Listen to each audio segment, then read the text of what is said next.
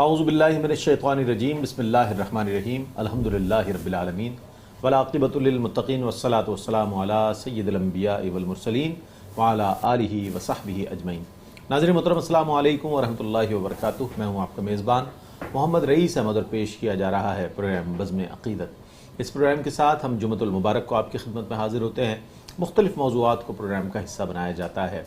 آپ جانتے ہیں کہ شہر الحروم کا ذکر ہو یا ماہ رجب المرجب ہو یا پھر شعبان المعظم ہو یا پھر اللہ اکبر رمضان المبارک ہو، یہ وہ مہینے نظر آتے ہیں کہ جس میں بہت زیادہ عبادات میں حلاوت محسوس کی جاتی ہے۔ شب بیداریاں ان مہینوں میں موجود ہیں، اور یہ وہ مبارک مہینے ہیں کہ جن کا اسلام سے پہلے بھی احترام کیا جاتا تھا اور جس میں بہت زیادہ احتیاط کی جاتی تھی، یعنی جنگیں نہیں ہوا کرتی تھیں۔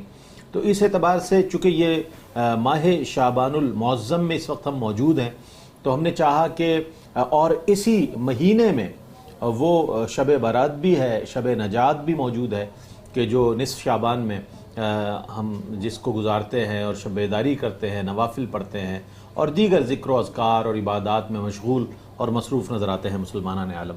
تو اس اعتبار سے ہم نے چاہا کہ توبہ اور استغفار کے حوالے سے بات کی جائے۔ گناہ تو اتنے ہیں کہ میں سمجھتا ہوں کہ اگر ہم شمار کرنے پر آ جائیں تو ہماری یادداشت ساتھ چھوڑ جائے گی، لیکن گناہوں کا شمار ممکن نہ ہوگا۔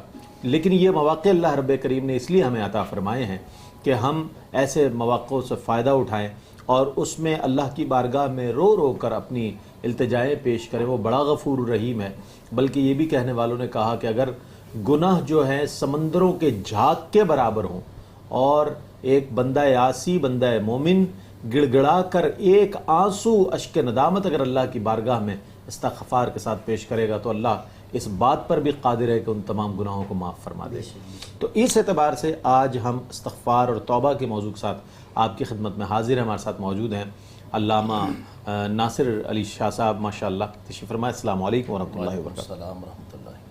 اور آپ کے ساتھ تشریف فرمائے ہیں ممتاز و معروف ریلیجس ڈاکٹر سید غضنفر احمد عاطفی صاحب، بہت عمدہ اسکالر ہیں، ہمارے اس سے قبل بھی پروگرامز میں تشریف لا چکے ہیں، بہت عمدہ کلام فرماتے ہیں۔ السلام علیکم ورحمۃ اللہ۔ وعلیکم السلام ورحمۃ اللہ وبرکاتہ۔ اور میرے دائیں جانب تشریف فرما ہیں پاکستان کے وہ ثنا خاں کہ جو صرف ثنا خاں نہیں بلکہ ثنا خانوں میں ایک مجاہدانہ طرز فکر رکھنے والے ہیں کہ محافل کا انعقاد، محافل کا اہتمام، خود اس میں شرکت اور پھر اس کا انتظام و انصرام، وہ تمام چیزیں دیکھنے والے ثنا خاں، ممتاز و معروف ثنا خاں محمد سلمان ستار قادری تاجی تشریف فرمائے۔ السلام علیکم ورحمۃ اللہ وبرکاتہ۔ آپ ہی کی آواز میں ہم پہلے کلام شامل کریں گے اور اس کے بعد انشاءاللہ اپنے موضوع پر آئیں گے۔ اعوذ باللہ من الشیطان الرجیم، بسم اللہ الرحمن الرحیم۔ آپ نے جیسے موضوع کا انتخاب کیا توبہ، اس سے ریلیٹڈ ایک کلام ہے، اللہ رب العالمین ہم سب کے حق میں قبول فرمائے۔ آمین۔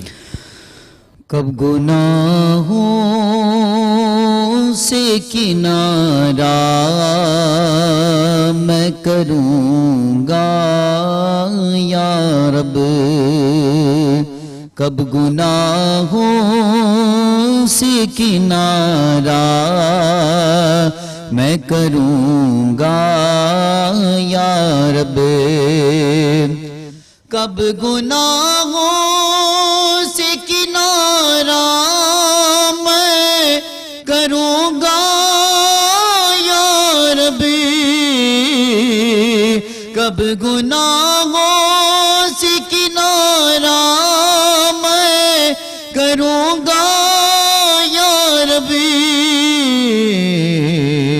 نیک کب اے میرے اللہ بنوں گا یا رب، نیک کب اے میرے اللہ بنوں گا یا رب، عفو کر اور صدا کے لیے راضی ہو جا اللہ، عفو کر اور صدا کے لیے راضی ہو جا، گر کرم کر دے تو میں شاد رہوں گا یا رب، گر کرم کر دے تو میں شاد رہوں گا یا رب، کب گناہوں سے کنارہ میں کروں گا یا رب، اور آج بنتا ہوں معزز جو کھلے غشیر میں، آج بنتا ہوں معزز جو کھلے غشیر میں، ہائے رسوائے زمانہ میں بنوں گا یا رب، ہائے رسوائے زمانہ میں بنوں گا یا رب، کب گناہوں سے کنارہ میں کروں گا یا رب۔ کیا کہنے، اور یہی بات اور یہی التجا، یہی آرزو اور یہی خواہش ہر بندہ مومن کی ہے کہ پروردگار میں راہ راست پر آ جاؤں، بھٹکا ہوا ہوں اور والعصر ان الانسان لفی خسر کی تفسیر نظر آ رہا ہوں، لیکن اس کے باوجود میں اس بات کے لیے کوشاں ہوں کہ تیری بارگاہ سے مجھے جو ہے توبہ اور استغفار کے در کھل جائیں میرے لیے اور میرے گناہ معاف ہو جائیں۔ آج اسی موضوع کے ساتھ ہم آپ کی خدمت میں حاضر ہیں۔ اچھا علامہ صاحب یہ فرمائیے گا کہ ہم یہ دیکھتے ہیں کہ گناہ کے بارے میں ہمیں یہ بھی علم ہے کہ یہ گناہ ہے، اچھا اس کے باوجود اس کے بارے میں جو عذاب ہے اس کے بارے میں بھی آگہی ائمہ اور اسکالرز ہمارے جو ہے پیش کرتے رہتے ہیں۔ کیا وجہ ہے کہ انسان نیکیوں کے بجائے گناہ کی طرف مائل ہوتا ہے؟ ایسا کیا وجہ ہے اس کی؟ بسم اللہ الرحمن الرحیم، اللہم صلی علی سیدنا و مولانا محمد۔ رئیس بھائی، جو آپ نے سوال پوچھا ہے، اللہ کے نبی صلی اللہ تعالی علیہ وسلم کا فرمان عالی شان ہے کہ جب انسان گناہ کرتا ہے تو اس کے دل پر ایک سیاہ نقطہ لگ جاتا ہے، پھر وہ گناہ کرتا ہے تو نقطوں میں اضافہ ہوتا جاتا ہے، اور پھر کثرت گناہ کی بنا پر ایسا بھی ہوتا ہے کہ اس کا دل گناہوں کی کثرت کی وجہ سے بالکل سیاہ ہو چکا ہوتا ہے۔ ٹھیک ہے۔ اور اس کا بہت بڑا نقصان یہ ہوتا ہے کہ پھر نیکی کی بات اس کے دل پر اثر نہیں کرتی ہے۔ تو یہ کثرت گناہ کی وجہ سے اس مقام پہ بندہ پہنچتا ہے کہ اچھی محفل میں دل نہیں لگتا، اور اگر وہ کسی وقت میں مسجد میں بھی چلا جائے، نماز کے لیے بھی چلا جائے، تو دل وہاں پر اکتاتا ہے، اکتاہٹ محسوس ہوتی ہے۔ یہ کثرت گناہ کا ایک یہ معاملہ ہوتا ہے کہ انسان اس پوزیشن پہ کھڑا ہوتا ہے، مسجد میں جا کر بھی مسجد سے بھاگنے کی اسے فکر ہوتی ہے کہ کب امام سلام پھیریں گے اور کب میں نمازیوں کی نماز توڑتا ہوا نکل جاؤں، جو پھر بقیہ وہ بعد میں آنے صفوں والے کی پرواہ بھی نہیں کرتا اور مسجد کے آداب کی بھی پرواہ نہیں کرتا۔ جب مسجد کے اندر رہ کر مسجد کے آداب کی پرواہ نہیں کر رہا تو اس سے لاپرواہ انسان کون ہوگا؟ بے شک۔ تو کثرت گناہ کا یہ معاملہ ہے، تو اس کے لیے انسان کو استغفار کثرت کے ساتھ کرنی چاہیے۔ میری ماں عائشہ صدیقہ طیبہ طاہرہ رضی اللہ تعالیٰ عنہ ارشاد فرماتی ہیں کہ نبی کریم صلی اللہ تعالیٰ علیہ وسلم دن میں کئی مرتبہ، روایت میں آتا ہے کہ 100 مرتبہ رب کی بارگاہ میں استغفار کیا کرتے تھے۔ آپ تو معصوم ہیں، تو آپ اندازہ لگائیں، سید المعصومین ہیں۔ تو ان کی یہ شان ہے کہ وہ سارا دن اور رات میں تعلیم امت کے لیے، یہ تعلیم امت کے لیے ہے۔ تو اب امت کو کیا چاہیے کہ وہ کثرت کے ساتھ استغفار کی کثرت کرتی رہے، رب کی بارگاہ میں معافی مانگتے رہے، اور رب خود قرآن میں فرما رہا ہے یا ایھا الذین آمنوا اتقوا اللہ، ایمان والو اللہ سے ڈرو۔ ایمان والوں ہی کے لیے تو حکم ہو رہا۔ تو اور جو بندے اس کی بارگاہ میں ڈرتے جس طرح ڈرنے کا حق ہے، جو ڈرتے ہیں تو رب کریم انہیں پسند بھی فرماتا ہے، انہیں پسند بھی فرماتا ہے۔ کیا اچھی بات۔ اچھا ڈاکٹر صاحب، چونکہ گناہ اور توبہ اور استغفار کی بات ہو رہی ہے، چلیں اللہ رب کریم نے ہمیں اور آپ کو، ہم سب کو یہ موقع عنایت فرمایا، ورنہ کیا خبر تھی کہ پچھلے سال ہم نے شب برات دیکھ لی تھی، اس سال یہ نصیب ہوتی نہ ہوتی۔ اللہ کا فضل ہے کہ یہ لمحات ہم دیکھ رہے ہیں کہ آیا چاہتی ہے، آمد ہے شب برات کی۔ تو اس اعتبار سے ہمیں کیا صرف شب برات کا انتظار کرنا چاہیے، یا ہر لمحہ اپنی زندگی کے ہر گوشے میں ہمیں توبہ اور استغفار کو اپنا معمول بنا لینا چاہیے کہ ہر لمحے پر ہونے والی لغزش کے ساتھ ساتھ ہم اگر ہو جائے خدا نخواستہ تو اللہ کی بارگاہ میں توبہ بھی پیش کر دیں. اگر یہ معمول بن جائے تو ہماری زندگی کیسے ہو جائے گی؟ بسم اللہ الرحمن الرحیم. بہت عمدہ سوال ہے آپ کا. سلطان العارفین فرماتے ہیں کہ جو دم غافل سو دم کافر، ایسا مرشد یہ سمجھایا ہو. تو صوفیہ کی تعلیمات میں اور علماء کے معاملہ تو یہ تھا کہ وہ ہر لمحے گناہ کرنے کے بعد نہیں، گناہ کیے بغیر جو ہے وہ استغفار کیا کرتے تھے. نیکیوں کے بعد بھی وہ استغفار پڑھتے تھے کہ کہیں اس میں ریاکاری کا عنصر نہ آ جائے، کہیں جو ہے نفس اس سے پھول نہ جائے. تو اس پر بھی وہ استغفار کیا کرتے تھے. اور نبی صلی اللہ علیہ وسلم کی جو استغفار کی بات ہوئی تو آپ علیہ الصلوۃ والسلام کا استغفار تعلیم امت کے لیے بھی تھا اور امت ہی کے لیے تھا. وہ امت کی طرف سے استغفار تھی، امت کے لیے استغفار تھی. وہی کیا کہنا ہے، کیونکہ آپ صلی اللہ علیہ وسلم کے تو اللہ تعالیٰ نے جو ہے قرآن کریم میں اعلان فرما دیا آپ کے لیے جو ہے مغفرت ذنب کا. اور آپ صلی اللہ علیہ وسلم کی شان تو یہ اس سے بہت بلند و بالا ہے. تو وہ قرآن کریم کی آیت بھی ہے. آپ تو خود شفیع المذنبین ہیں. جی کیا بات. قرآن کریم کی جو ارشاد بھی ہوا، اگر تم سے کو اپنی جانب وَإِذْ ظَلَمُوا أَنفُسَهُمْ جاؤ وَلَوْ أَنَّهُمْ إِذْ ظَلَمُوا أَنفُسَهُمْ جاؤ. تو اس آیہ مبارکہ کی روشنی میں بھی ہم دیکھیں تو ہم یہی اس سے ہمیں حاصل ہوتا ہے کہ وہ نبی صلی اللہ علیہ وسلم کا جو ہے استغفار کرنا وہ تعلیم امت کے لیے اور امت کے لیے تھا. امت کے لیے. حدیث شریف میں آتا ہے کہ جب تم سے کوئی گناہ سرزد ہو جائے تو اس کے فوراً بعد کو نیکی کر لو تاکہ وہ اس کا کفارہ ہو جائے. اور اللہ تعالیٰ نے امت محمدیہ صلی اللہ علیہ وآلہ وسلم پر احسان فرمایا کہ جس وقت تک جو ہے کوئی انسان جو ہے نیکی کا ارادہ کرتا ہے جیسے تو فرشتہ اس کی نیکی لکھ لیتا ہے اور اس کو ثواب ملنا شروع ہو جاتا ہے. ابھی اس نے نیکی نہیں کی ہے اور ثواب ملنا شروع اس کو ہو جاتا ہے اس وقت کا. اور فرمایا گیا کہ نیت المومن خیر من عملہ، کہ مومن کی نیت جو ہے اس کے عمل سے افضل ہے. کیونکہ نیت تو دل کا معاملہ ہے، ابھی ظاہر نہیں ہوا اور ظاہر عمل ہونے کے بعد تو شاید ریاکاری کا پہلو بھی آ جائے اور بہت سارے پہلو آ بھی سکتے ہیں. لیکن نیت چونکہ خالص ہوتی ہے تو نیت ہی پہ ثواب ملنا شروع ہو جاتا ہے اس کو. اور جب وہی بندہ مومن مسلمان کسی گناہ کی نیت کرتا ہے یا گناہ کا ارادہ کرتا ہے تو جیسی گناہ والا فرشتہ لکھنے لگتا ہے تو اس کو نیکی والا فرشتہ روکتا ہے اور کہتا نہیں اب اس نے کیا تو نہیں ہے اس نے، تاکہ وہ اس گناہ کو کر لیتا ہے. اب جب وہ لکھنے لگتا ہے تو اب نیکی والا فرشتہ پھر روکتا ہے، بولتا نہیں کیا پتہ یہ توبہ کر لے، کیا پتہ یہ استغفار کر لے. تو یہ اللہ تعالیٰ نے جو ہے کہ یہ ہمارے لیے سہولتیں رکھی ہیں. اور وہ جب تک اس کو روکے رکھتا ہے جب تک وہ بندہ سو نہیں جاتا، جب تک وہ سو نہیں جاتا جب تک وہ اس کو روکے رکھتا ہے. تو اسی وجہ سے کہتے ہیں کہ سونے والے رب کو سجدہ کر کے سو، کیا خبر اٹھے نہ اٹھے صبح کو. اور یہ شب برات اور رمضان اور لوگ امید پر کہ ہم چلو اس وقت شعبان المعظم کا مہینہ جتنے چاہیں گناہ کر لیں، رمضان آ رہا تو اس میں توبہ کر لیں گے، شب برات آ رہی ہے، لیلۃ القدر آ رہی ہے تو اس میں جو ہے استغفار کر لیں گے. یہ کس کو پتہ ہے کہ وہ لمحے تک میسر ہوگا نہیں ہوگا. تو ہر صوفیہ کا تعلیمات تو خیر بہت ہی اعلیٰ ہے. وہ تو ہر سانس آتے وقت بھی اور جاتے وقت بھی صحیح، ہر سانس کے ساتھ. اور صوفیہ کی عبادت اور استغفار اور جو ذکر ہے وہ صرف زبان سے نہیں ہے، وہ پورے جسم سے ذکر ہوتا ہے صحیح. اور وہ اس ذکر کا عالم یہ ہوتا ہے کہ محی الدین ابن عربی رحمہ اللہ فرماتے ہیں کہ ایک عالم صغیر ہے اور ایک عالم کبیر ہے، ایک عالم اکبر ہے اور انسان جو ہے عالم صغیر ہے.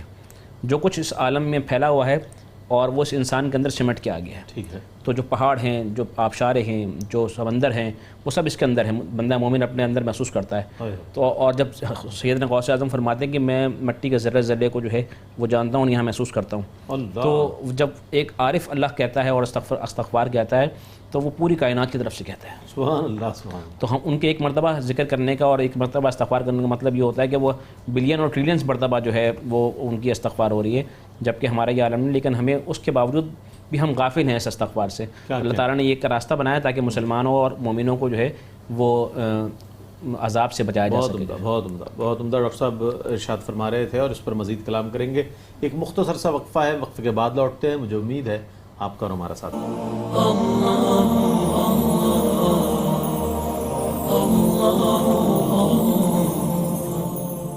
ناظرین آپ کا خیر مقدم ہے. بزم عقیدت میں آج موضوع ہے توبہ اور استغفار.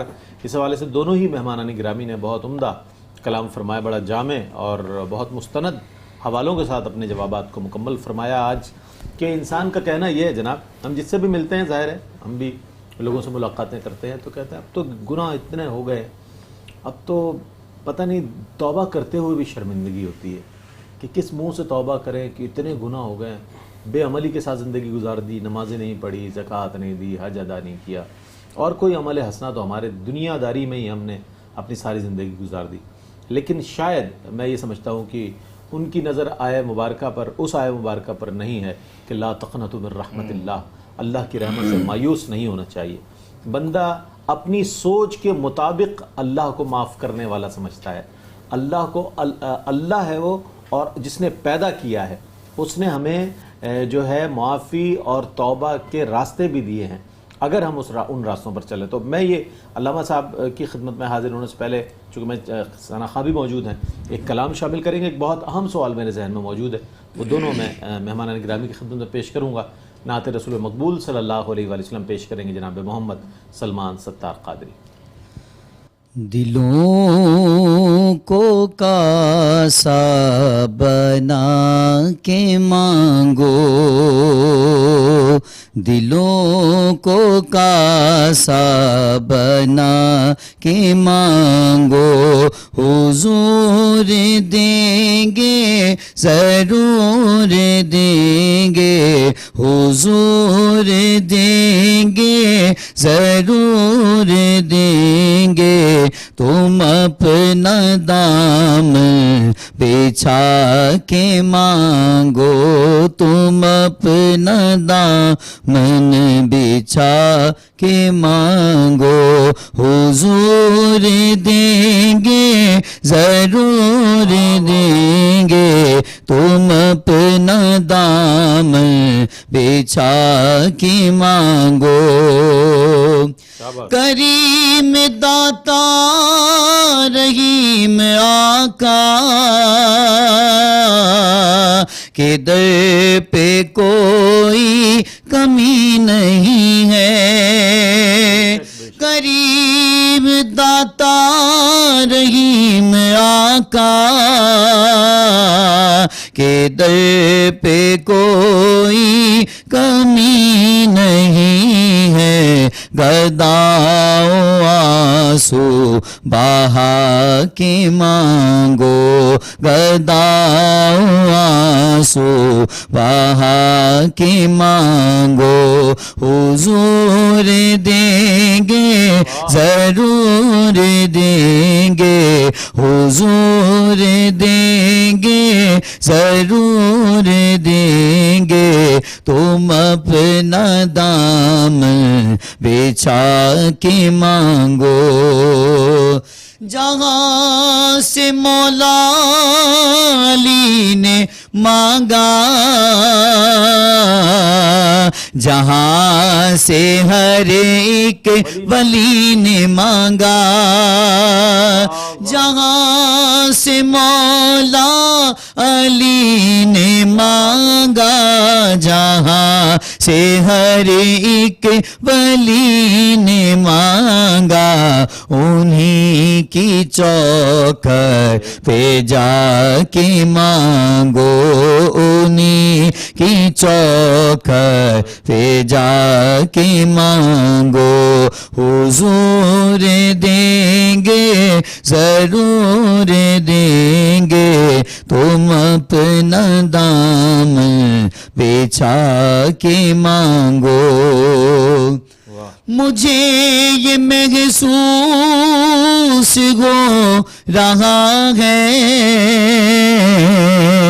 صدا مدینے سے آ رہی ہے، مجھے یہ محسوس ہو رہا ہے صدا مدینے سے آ رہی ہے. گدا ہوں آنسو بہا کے مانگو، گدا ہوں آنسو بہا کے مانگو، حضور دیں گے ضرور دیں گے. تم اپنا دامن بچھا کے مانگو. کیا کہنا ہے ناظرین. توبہ اور استغفار ہمارا موضوع ہے. علامہ صاحب یہ فرمائیے گا کہ ایک شخص ہے وہ عبادت بھی کر رہا ہے، بتقاضائے بشری اس سے گناہ بھی ہو رہے ہیں، وہ توبہ اور استغفار بھی کر رہا ہے، کیسے اس بات کے یقین پر پہنچے کہ آیا میری جو توبہ ہے استغفار ہے وہ اللہ کی بارگاہ میں قبول ہو رہی؟ چونکہ وہ ایک ایسی سچویشن میں ہے کہ وہ گناہ بھی اس سے سرزد ہو رہے ہیں، توبہ بھی کر رہا ہے، پھر جو احکام شریعہ ہیں اس پر عمل بھی کر رہا ہے. کہ کیسے اس بات پر اسے یقین ہو جائے کہ آیا میری توبہ قبول ہو رہی ہے، تاکہ اس کی زندگی میں کوئی تبدیلی رونما ہو جائے؟ ریز میں ہمارے بزرگوں نے جو بڑی خوبصورت تعلیمات سے ہمیں نوازا ہے، اس میں یہ بھی آتا ہے، وہ فرماتے ہیں چونکہ انسان سے بتقاض بشریت غلطیاں سرزد ہو جاتی ہیں، اور جیسے آپ نے اپنی گفتگو میں یہ بات کہی کہ ہم اپنے گمان کے مطابق اس کی رحمت کا احاطہ کرنا چاہتے ہیں کہ نہ جانے معاف کرے گا کہ یہ نہیں کرے گا، اور زبان رسالت مآب سے تو یہ الفاظ نکل رہے ہیں کہ التائب من الذنب کمن لا ذنب لہ، میرے محبوب فرماتے ہیں کہ گناہ سے توبہ کرنے والا ایسا ہے کہ جیسے اس نے گناہ کیا ہی نہیں۔ اللہ، یعنی کہ یہاں سے رحمت الہی کے خزانوں کی ہمیں معلومات چل رہی ہے کہ توبہ کرنے والا ایسا ہے کہ اس نے گناہ کیا ہی نہیں۔ اور بات یہ ہے کہ ایک انسان سے بتقاض بشریت جب غلطی گناہ سرزد ہو جاتے ہیں تو وہ اس پر یہ دیکھے کہ اسے توبہ کی توفیق مل رہی ہے، توبہ کی توفیق مل رہی ہے کہ نہیں۔ حضرت رابعہ بصری علیہ الرحمہ سے کسی نے سوال کیا کہ رابعہ مجھے کیسے پتہ چلے گا کہ میں رب کی بارگاہ میں توبہ کر رہا ہوں، وہ قبول کرے گا کہ نہیں کرے گا، ہمیں خبر کیسے ملے گی؟ تو حضرت رابعہ بصری نے بڑا خوبصورت جملہ ارشاد فرمایا، آپ نے فرمایا کہ نادان وہ توبہ کی توفیق ہی اسے دیتا ہے جس کی توبہ قبول کرنے لگتا ہے۔ تو فرمایا کہ اگر اس نے قبول نہ کرنی ہوتی تو بندے کو توبہ کی توفیق ہی نہیں، وہ توفیق دے رہا ہے تو مہربانی اس کی ہے۔ اور بات یہ ہے کہ رب کی رحمت سے مایوس نہ ہو، جیسے آیت کریمہ آپ نے تلاوت کی لا تقنطوا من رحمت اللہ، اس کی رحمت سے مایوس نہ ہو اور اپنے گمان کے مطابق اس کی رحمت کا احاطہ مت کیجیے۔ بنی اسرائیل کے بارے میں ایک بڑی پیاری بات ہمیں ملتی ہے کہ ایک شخص تھا جس نے کئی مرتبہ ایک گناہ کیا اور اس نے پھر بار بار توبہ بھی کر لی، اور پھر حقیقت میں اسے ندامت کا جب احساس ہونے لگا تو وہ اپنے گھر کے اندر کمرے کے اندر چھپ کے بیٹھ گیا اور یہ گمان کرنے لگا کہ نہ گھر سے باہر نکلوں گا، نہ اب یہ غلطی ہوگی، میں بار بار توبہ کرتا ہوں پھر توبہ کو توڑ دیتا ہوں، اب شرمندہ ہو گیا۔ اسی مقام پر میرے محبوب نے فرمایا الندم التوبہ، کہ ندامت ہی توبہ ہے۔ بے شک جو انسان نادم ہو گیا بس توبہ اس کی ہو گئی۔ وہ جب اپنے گھر کے کمرے میں چھپ کے بیٹھا تو 70 مرتبہ اس نے گناہ کیا تھا، توبہ کی تھی، 70 مرتبہ توبہ کو اس نے توڑا تھا۔ جب گھر میں شرمندہ ہو کے بیٹھا تو اسی گھر کے کمرے کے دوسرے کونے سے آواز آتی ہے کہ بندے یہ 70 مرتبہ کی گنتی تو تیری تھی، یہ 70 مرتبہ کی گنتی کی تیری تھی، ہم تو اب بھی کہتے ہیں ہماری بارگاہ میں آ جا، ہم اب بھی تجھے معاف فرما دیں۔ تو اس کی رحمت سے مایوس نہ ہو، اگر غلطی کوتاہی ہو جاتی ہے تو یہ دیکھیں کہ رب نے آپ کو توبہ کی اگر توفیق دی ہے تو اس نے پھر موقع عنایت کر دیا ہے۔ بہت اچھی بات۔ اچھا ایک چیز اور بھی، ہمارے یہاں توبہ توبہ توبہ لوگ گالوں کو ہاتھ لگاتے ہیں، کان کو ہاتھ لگاتے ہیں، کوئی ناک کو ہاتھ لگاتا ہے، وہ ایک عام انداز ہے۔ توبہ کی بھی درجات جو ہیں، اگر اس کو ہم جاننا چاہیں عام لوگوں کی توبہ کس طرح کی ہے، اہل اللہ کی توبہ کیسی ہے، انبیاء علیہ السلام کے بارے میں کہا جاتا ہے، اسی طرح صحابہ کرام رضوان اللہ تعالیٰ علیہم اجمعین کے حوالے سے کہا، سیدنا ابوبکر صدیق رضی اللہ تعالیٰ عنہ فرماتے ہیں کاش میں یہ ٹہنی کا ایک اٹھاتے ہیں تنکا، کہتے ہیں کاش میں یہ ہوتا، اور زار و قطار رو رہے ہیں۔ پوچھنے والے نے پوچھا کیوں روتے ہیں آپ؟ تو آپ ارشاد فرماتے ہیں کہ کیونکہ اس کا حساب کتاب نہیں ہوگا، مجھ سے حساب کتاب لیا جائے گا، میرا حساب۔ کیا فرماتے ہیں ڈاکٹر صاحب، توبہ کس کس درجے کی ہوتی ہے، کس کس انداز کی ہوتی ہے، فرمائیے کچھ۔ جی بہت، جیسے آپ نے آیت تلاوت فرمائی کہ لا تقنطوا من رحمت اللہ، تو سب سے پہلی بات تو یہ کہ ہمارے علماء اور واعظین اور کسی کو بھی لوگوں کو اللہ کی رحمت سے مایوس نہیں کرنا چاہیے۔ کسی بھی انسان، جیسے علامہ صاحب نے فرمایا کہ انسان ہے تو اس سے بتقاضۂ بشریت گناہ ہوں گے، غلطیاں ہوں گی، صحیح ہے، لیکن اللہ تعالیٰ نے توبہ کا دروازہ بنایا، قیامت تک کھلا رہے گا۔ اللہ کے نبی صلی اللہ علیہ وسلم نے فرمایا کہ قیامت تک کھلا، صبح قیامت تک یا غرغرہ انسان میں جب طاری ہو جائے تو اس وقت تک یہ دروازہ کھلا ہوا ہے۔ جب انسان توبہ کرتا ہے، توبہ کے لیے ندامت ہی بہت ضروری ہے۔ علماء نے شرائط لکھی نادم ہو اپنے گناہ پر، اور اس کے بعد جو ہے آئندہ ہمیشہ نہ کرنے کا تہیہ کرے اور اس پہ استقامت قائم رکھے، تو یہ ہے توبہ۔ لیکن انسان سے پھر ٹوٹ جائے تو پھر توبہ کر لے، پھر ٹوٹ جائے تو پھر توبہ کر لے، اور اگر دن میں ہزاروں مرتبہ ٹوٹ جائے تو پھر کر لے، لیکن اس نیت سے نہ کرے کہ میں دوبارہ کروں گا، اس نیت سے نہ کرے، اس نیت سے نہ کرے۔ لیکن جب بھی انسان جو ہے وہ ندامت کے ساتھ توبہ کرے گا اور اللہ کی بارگاہ میں ایک آنسو نکالے گا اور اللہ تعالیٰ معاف فرما دیں گے۔ وہ کہتے ہیں کہ ایک غسل ہے حسن کعبہ کا، ایک غسل ہے دل کے کعبے کا۔ اس میل کو زمزم دھوتا ہے، اس میل کو آنسو دھوتے ہیں. جب بندہ مومن کا ایک آنسو نکلتا ہے تو اللہ تعالیٰ اس کو سارے نام اعمال کو صاف فرما دیتے ہیں. وہ جو دلوں پہ داغ لگ چکے ہوتے ہیں ان دلوں کے داغ کو صاف فرما دیتے ہیں جو ہے. اور معاملہ یہ ہوتا ہے کہ ایک عام توبہ تو یہ ہوتی ہے کہ اللہ تعالیٰ نے اس کو وہ گناہ معاف فرما دیا، اور اگر اس نے اور زیادہ زار و قطار ہوا اللہ کی بارگاہ میں اور اس نے ندامت زیادہ کی اور وہ حقیقی معنوں میں جو ہے اس نے توبہ کی تو اللہ تعالیٰ سارے نامہ عمل صاف فرما دیتا ہے.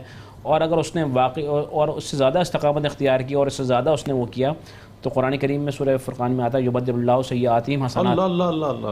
پھر اللہ تعالیٰ اس کے سیئات کو حسنات سے تبدیل فرما دیتا ہے. حسنات میں تبدیل فرما دیتا ہے کہ آپ اس کے اگر اس نے -50 پہ چلے گیا تھا اور ایک شخص نیکیاں کر کے 20 پہ تھا، نیکیاں کر کے نیکیاں والا 20 پہ تھا اور یہ جو ہے یہ -50 پہ چلے گیا، تو اب یہ اللہ تعالیٰ کیا فرما رہے ہیں یبدل اللہ سیئاتہم حسنات، یہ +50 پہ چلے گیا جو ہے.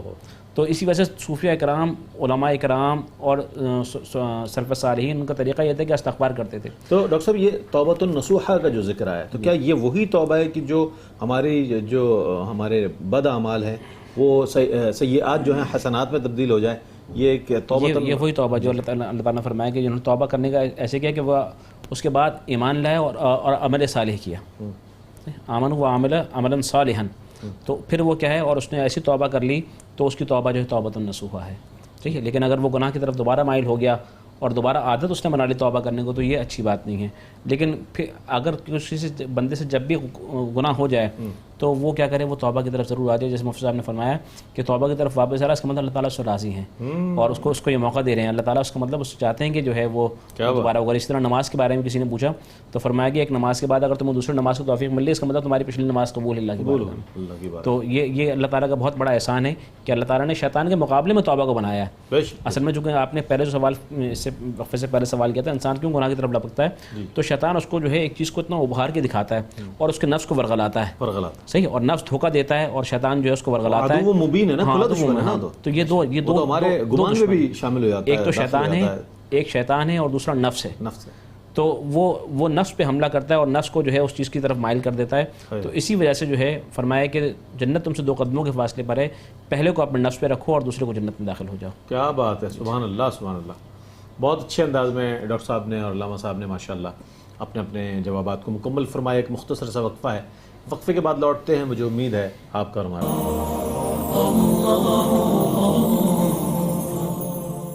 ناظرین آپ کا خیر مقدم ہے. توبہ اور استغفار ہمارے پروگرام کا موضوع ہے. یہ نہ سمجھیے گا کہ یہ کیا لے کر بیٹھ گئے جناب موضوع آپ توبہ اور استغفار. کوئی بشارتیں سنائیں، خوشخبریاں سنائیں، اچھی بات ہے. چونکہ ہمارے ہاں زیادہ تر جو واعظین ہیں جو اس قسم کے خطابات کرتے ہیں ان کو زیادہ سنا جاتا ہے، اور جو تعدیب کے حوالے سے بات کرتے ہیں، وعیدیں سناتے ہیں، جو عذابات کا ذکر کرتے ہیں تو حضرت ڈرا دیتے ہیں. اصل میں جاتا نہیں ان کے خطاب میں اس طرح کا ذکر کیا جاتا ہے. یہ چیز سوچنے اور سمجھنے کے لیے، ہماری اصلاح کے لیے ہے. یہ جتنی باتیں بیان ہو رہی ہیں اگر ہم ان میں سے کوئی ایک بات اپنی گرہ میں باندھ لیں اور اس کو اپنی معمولات میں شامل کر لیں تو کوئی معلوم نہیں ہے کہ اگلا لمحہ میں میسر ہونا ہے نہیں ہونا، لیکن کم از کم اتنا تو ہوگا کہ اگر توبہ ہمارے معمولات میں شامل ہوگی تو ہمارے گزشتہ گناہوں کو اللہ تعالیٰ اپنی رحمت سے معاف فرمانے پر قادر ہے. یہ بات یقین کے ساتھ انسان کے ذہن میں رہنی چاہیے. اچھا، چونکہ اب آخری سیگمنٹ ہے تو کیا پیغام دیجیے گا ہمارے ہر جگہ؟ موت کے لیے بھی عمر کا کوئی تعین نہیں ہے، کسی بھی عمر کے شخص کو موت آ سکتی ہے. اب جس نے عمر گزار لی آج سے پہلے، اس پروگرام کو دیکھنے سے پہلے، کیا معمولات زندگی میں چیز شامل کرے کہ جو کچھ اس سے دانستہ یا نادانستہ طور پر گناہ سرزد ہو گئے ہیں وہ بھی اس کا بھی ازالہ ہو جائے اور آئندہ زندگی جو ہے وہ تطہیر کے ساتھ اور پاکیزگی کے ساتھ گزر سکے؟ کیا فرمائیے گا؟ رئیس بھائی، میں آخر میں حضرت ابو موسیٰ اشعری رضی اللہ تعالیٰ عنہ کی ایک بات بیان کروں گا کہ کوئی بھی شخص دیکھیں، موت تو عمر کے کسی بھی حصے میں آ سکتی ہے، اور جو بھی جیسے قبلہ پروفیسر صاحب فرما رہے تھے کہ وہ نفس جو ہے نا یہ انسان کو تسلیاں دیتا ہے، ڈھارس دیتا ہے. کہا کہ برابر میں تو بڈھا کھانس رہا ہے، تجھے جوانی میں مرنے کا شوق پیدا ہو گیا، تو یہ تسلیاں دیتا ہے کہ وہ بوڑھا تجھے نظر نہیں آتا، تجھے جوانوں کی لاشیں نظر آتے ہیں. تو یہ نفس ہمیں تسلیاں دیتا ہے. حضرت ابو موسیٰ اشعری رضی اللہ تعالیٰ عنہ یہ محبوب کے صحابی ہیں، اور جب یہ بڑھاپے میں پہنچ گئے تو اس وقت نکاحت کا بھی عالم تھا، لیکن اس کے باوجود سینکڑوں نوافل کھڑے ہو کر ادا کرتے تھے. اللہ. تو کسی نے کہا کہ حضور اب بڑھاپے کی اس دہلیز پر پہنچ گئے، اب تھوڑا سا آرام کر دیا کریں، آپ بوڑھے ہو گئے ہیں. تو حضرت ابو موسیٰ اشعری رضی اللہ تعالیٰ نے جواب دیا، اللہ اکبر. آپ نے فرمایا کہ مجھے مشورہ دینے والوں کا بھی تم نے گھوڑوں کی ریس دیکھی؟ گھوڑوں کی ریس دیکھی ہے، جب گھوڑے मैदान के अंदर सरपट दौड़ रहे होते हैं और जब अपनी मंजिल के करीब जब घोड़ा आने लगता है तो तुमने देखा नहीं उसके अंदर एक नई तवानाई आ जाती है कि अब मंजिल करीब पहुंचने लगी है। तो फरमाया कि इस तरह अब मैं भी बुढ़ापे की दहलीज पर पहुंच गया हूं, अब मेरी मंजिल बहुत करीब है, अब मुझे आराम का मशवरा मत दो बल्कि ज़्यादा मेहनत का मशवरा दो। तो हमें हर लम्हे चाहिए कि रब की बारगाह में इबादत, रियाजत, इस्तिग़फ़ार की ये कसरत करते रहे और कभी भी ये नफ्स के इस तसल्ली वाले गुमान पर मत जाएं कि मौत तो अभी बाद में आएगी। तो बड़ी बड़ी लाशें पड़ी हुई नज़र आती हैं, बच्चों की भी, नौजवानों की भी।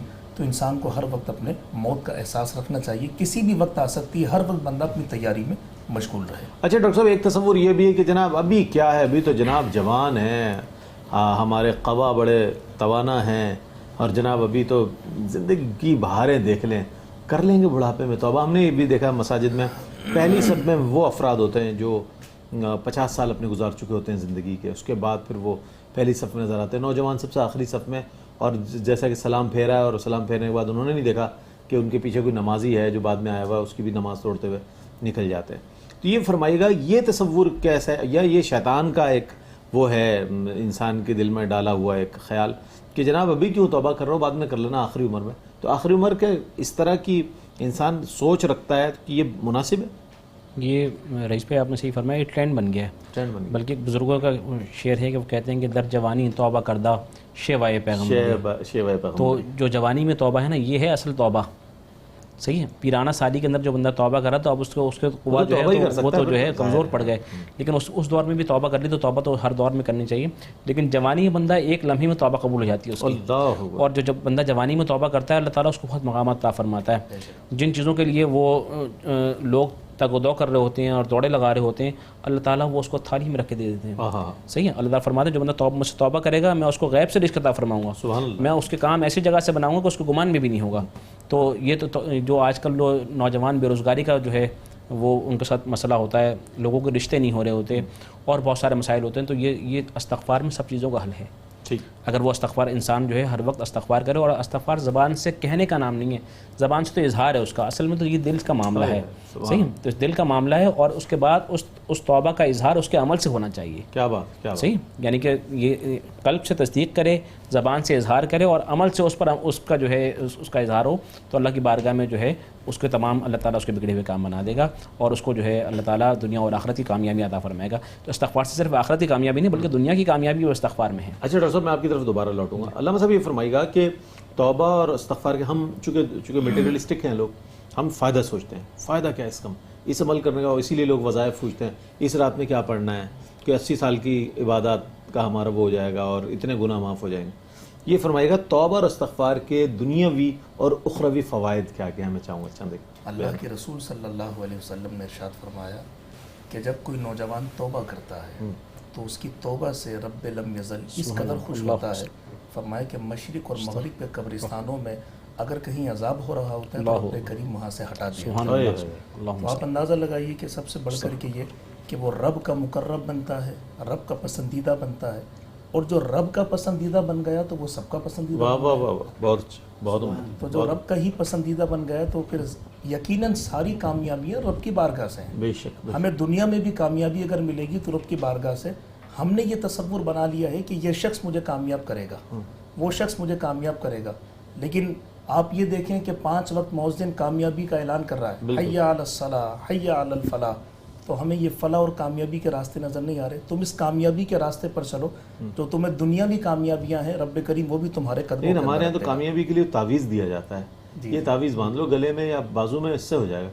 क्या वजह है कि वो लोग इस तरफ माइल नहीं करते जो बातें आप लोग इरशाद फरमा रहे हैं? असल में हुजूर बात ये है कि जैसा कि अभी हज़रत फरमा रहे थे ना कि एक नफ्स है हमारा, हम अपनी मर्ज़ी की इबादत, अपनी मर्ज़ी के मामूलात को पसंद करते हैं। ठीक, हम ये नहीं देख रहे होते अल्लाह और उसके रसूल की मर्ज़ी किस में शामिल है, हम अपनी मर्ज़ी देख। अल्लाह के नबी सल्लल्लाहु ताला अलैहि वसल्लम इरशाद फरमा रहे हैं कि जिस घर के अंदर रात में सूरह वाक़िया की तिलावत होगी, मेरे महबूब फरमा रहे हैं मैं मोहम्मद इस बात की ज़मानत ले रहा हूँ उस घर में कभी फाका नहीं होगा। अल्लाह, तो आप मुझे बताइए किसकी तसल्लियों पर आप घर पे बैठे हो? काश तुमने रसूलुल्लाह की तसल्ली वाले अल्फाजों को सीने पर रखा। सुभान अल्लाह। तो रिस्क की जो परेशानी है, मामलात की जो परेशानी है, तो आप उस राह की तरफ आएँ तो सही।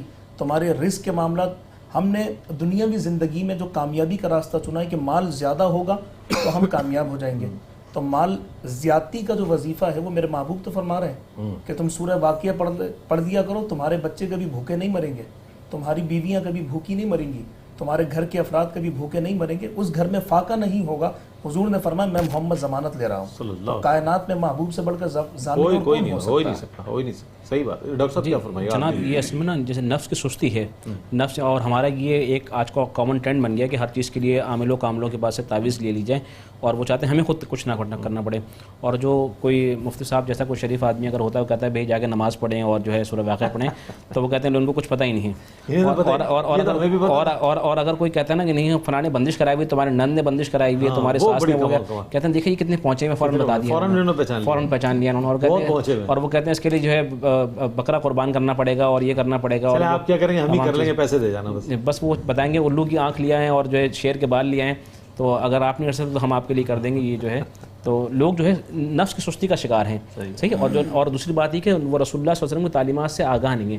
جیسے رسول اللہ نے فرمایا کہ سورہ واقعہ پڑھیں، ایک صحابی رسول اللہ صلی اللہ علیہ وسلم کی خدمت میں حاضر ہو اور کہا کہ رسول اللہ تنگ دستی ہے، فرمایا فجر کی نماز میں جو ہے سبحان اللہ العظیم و بحمدہ استغفر اللہ لا حول ولا قوت الا باللہ، یہ پڑھیں 7 دفعہ پڑھیں، تو 7 دن میں فرما دیں گے وہ اتنا مالدار ہوگا کہ وہ جو اس کی کوئی انتہا نہیں رہی، صحیح۔ ایک صحابی رسول تشریف لا اور انہوں نے کہا تنگ دستی ہے، اللہ کے نبی نے فرمایا کہ اللہ تعالیٰ کے ساتھ تجارت کیوں نہیں کر لیتے؟ اللہ تعالیٰ کے ساتھ تجارت کر لو، تو گھر کا سامان کچھ بیچ کے اللہ کے ساتھ بولا کہ وہ کیسے کریں؟ صدقہ کرو۔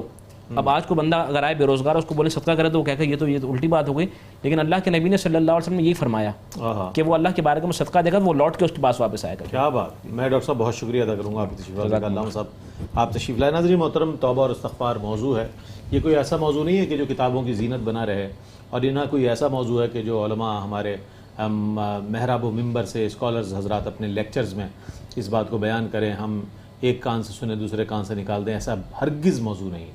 یہ وہ موضوع ہے کہ جس پر ہمیں اپنی زندگی کے معاملات زندگی کو جو ہے بہتر بنانے کے لیے، اس ٹریک پر لانے کے لیے اس کو سمجھنا ہے، نہ صرف سمجھنا ہے، اس کی تفہیم کے ساتھ ساتھ اس کو اطلاق کرنا ہے اپنی ذات پر، اپنے معمولات پر، یعنی کہ توبہ اور استغفار، چیزوں کو دیکھنا ہے، آبزرو کرنا ہے، اپنا محاسبہ کرنا ہے، تب جا کر ہم یہ کہہ سکیں گے کہ جناب اللہ کی بارگاہ میں ہم توبہ کر رہے ہیں۔ حضرت داتا گنج بخش علی حجویری رحمۃ اللہ تعالیٰ علیہ کشف المحجوب میں فرماتے ہیں کہ توبہ کے موضوع پر بڑا کمال کلام فرمایا آپ نے کہ خطائے سابق پر آتش ندامت میں باطن کا پگھلنا جو ہے وہ توبہ ہے۔ سبحان اللہ۔ خطائے سابق پر آتش ندامت میں باطن کا پگھلنا توبہ ہے۔ تو اس اعتبار سے ہمیں یاد رکھنا چاہیے کیا کچھ ہم کر چکے ہیں، پھر اشک جاری رہنے چاہیے ہمارے، تاکہ ہم ان اشکوں کے ذریعے اپنی ندامت کا اظہار کر سکیں، اور پھر ہمارا باطن پگھل سکے اس آگ میں جو آگ ہمارے سینے میں لگی ہوئی ہے ندامت کی، تب وہ توبہ جو ہے کسی طور پر توبہ کہلائے گی۔ اس اعتبار سے آج کا پروگرام بہت اہم تھا۔ اللہ تعالیٰ سے دعا ہے کہ مجھے بھی اور آپ کو بھی، ہم سب کو جو کچھ سنا ہے اس پر عمل کرنے کی توفیق عطا فرمائے۔ اللہ تعالیٰ اسلام پر ہمیں زندگی عطا فرمائے، ایمان کے ساتھ موت عطا فرمائے، نبی مکرم نور مجسم سید عالم صلی اللہ علیہ وآلہ وسلم کی شفاعت عظمیٰ سے بہرہ مند فرمائے۔ آخر میں نعت رسول مقبول صلی اللہ علیہ وآلہ وسلم پیش کریں گے۔ جناب محمد سلمان ستار قادری، آپ کی آمد کا بہت شکریہ ادا کروں گا، اور اس کے ساتھ ہی اپنے میزبان محمد رئیس احمد کو اجازت دیجیے۔ اللہ حافظ۔ ہو کرم سرکار اب تو ہو گئے غم بے شمار، ہو کرم سرکار اب تو ہو گئے غم بے شمار، ہو کرم سرکار اب تو ہو